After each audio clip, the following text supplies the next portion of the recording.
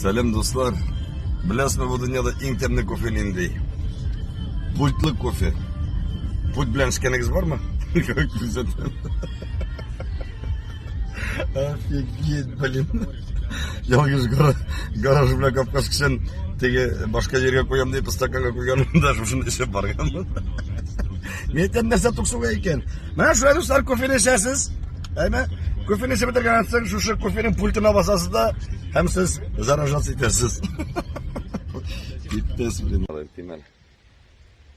Bir motorun bir prikol ko'rsataymi? Bir prikol. Qara stakanga. Stakanga qara.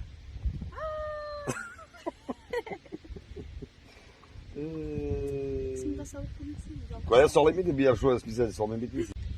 Sen minana şey mi korunçun ne? Nerseler? Kimir verirler.